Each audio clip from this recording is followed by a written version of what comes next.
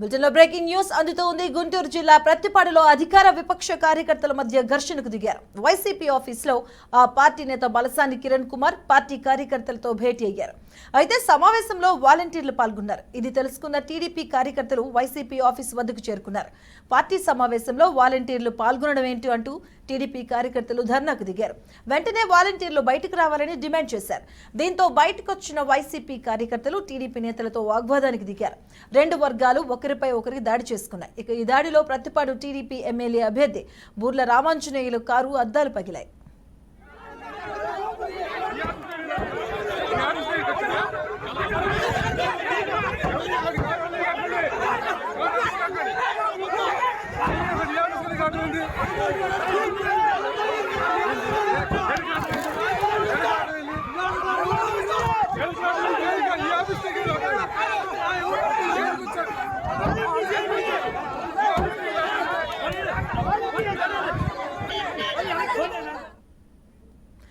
గుంటూరు జిల్లా ప్రత్తిపాడు నియోజకవర్గంలో టీడీపీ అలాగే వైసీపీ కార్యకర్తల మధ్య ఘర్షణ వాతావరణం చోటు చేసుకుంది. ఉద్రిక్తత పరిస్థితులకు దారితీసినట్టుగా తెలుస్తోంది. రైట్, ఇదే అంశానికి సంబంధించిన పూర్తి అప్డేట్స్ మా కరెస్పాండెంట్ శ్రీనివాస్ అందిస్తారు. శ్రీనివాస్, గుంటూరు పట్టణంలో తాటికొండ వైసీపీ ఇన్ఛార్జి బాలసాని కిరణ్ కుమార్ కార్యాలయం వద్ద ఉద్రిక్తత వాతావరణం కొనసాగుతుంది. ఈ రోజు మధ్యాహ్నం సమయంలో కార్యాలయంలో వైసీపీ కార్యకర్తలతో మీటింగ్ లో ఉండగా అటువైపుగా వచ్చినటువంటి రామాంజనేయులు వాలంటీర్లు ఉన్నారు బయటికి రావాలంటూ కూడా ఆదేశించినట్టు విధంగా మాట్లాడటం జరిగింది. కానీ బయటకు వచ్చినటువంటి కార్యకర్తలు ఒక్కసారిగా చూసినట్టే గనక ఆయన ముందుకు వచ్చేసి మేమంతా వైసీపీ పార్టీ వాళ్ళు, మా కార్యాలయం ముందు మీకు పనేంటి, అలానే ఇక్కడ వాలంటీర్లు ఎవరన్నా ఉంటే చూపించాలంటూ కూడా ఆయన కారును అడ్డగించి గౌరవం చేసినటువంటి పరిస్థితి ఉండడం జరిగింది.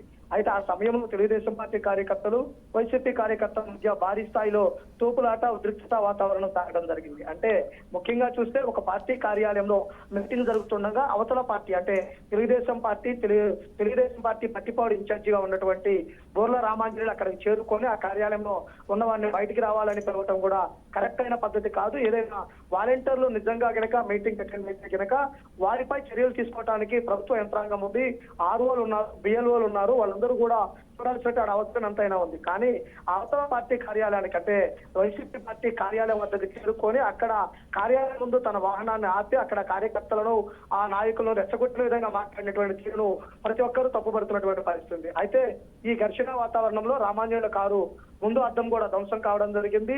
మా పార్టీ కార్యాలయం ముందు చేసినటువంటి అడావుడికి క్షమాపణ చెప్పాలని కూడా వైసీపీ కార్యకర్తలు డిమాండ్ చేయడం జరిగింది. అయితే గుంటూరు పట్టణంలో ఉన్నటువంటి వైఎస్ఆర్సీపీ పార్టీ తాటికొండ నియోజకవర్గ వైసీపీ కార్యాలయం వద్ద జరిగినటువంటి ఈ ఘటనతోటి వైసీపీ కార్యకర్తలంతా కూడా అలర్ట్ కావడం జరిగింది.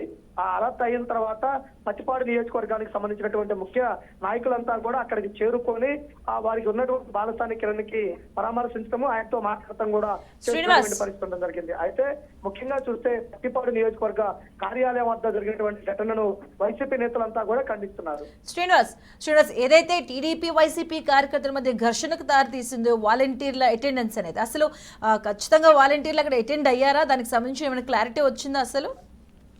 అంటే ముఖ్యంగా చూసినట్లయితే గనక వైఎస్ఆర్సీపీ పార్టీ పట్టిపాడు నియోజకవర్గ కార్యాలయంలో ఆ నియోజకవర్గానికి సంబంధించినటువంటి వైసీపీ సంబంధించినటువంటి కార్యకర్తలతో మీటింగ్ మాత్రమే జరుగుతుందని చెబుతున్నటువంటి పరిస్థితి జరిగింది. కానీ రామాంజనేయులు ఆ మీటింగ్ వాలంటీర్లు పాల్గొన్నారు.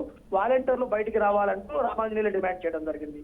వాలంటీర్లను ఎన్నికల కోడ్ వచ్చిన తర్వాత విధులకు దూరంగా ఉంచి పార్టీ కార్యకలాపాలకి దూరంగా ఉంచడం జరిగింది. అలా ఎవరన్నా పాల్గొన్నట్టు ఫోటోలు కానీ వీడియోలు కానీ ఎలక్షన్ కమిషన్ పంపితే తప్పనిసరిగా సస్పెండ్ చేయటము, చర్యలు తీసుకోవడం జరుగుతుంది. కానీ ఇది కార్యాలయంలో ఉన్నటువంటి మీటింగ్ లో అధికారులు చేయాల్సినటువంటి పనులు ప్రతిపక్ష అంటే వైసీపీకి యాంటీగా ఉన్నటువంటి తెలుగుదేశం పార్టీ నేత, తెలుగుదేశం పార్టీ ఇన్ఛార్జ్ గా ఉన్నటువంటి రామాంజనేయులే ఆ కార్యాలయం వద్దకు వచ్చి వెళ్ళి అడావుడి చేయటాన్ని ప్రతి ఒక్కరూ తప్పుపడుతున్నటువంటి పరిస్థితి ఉంది. Right. Thank you, Srinivas.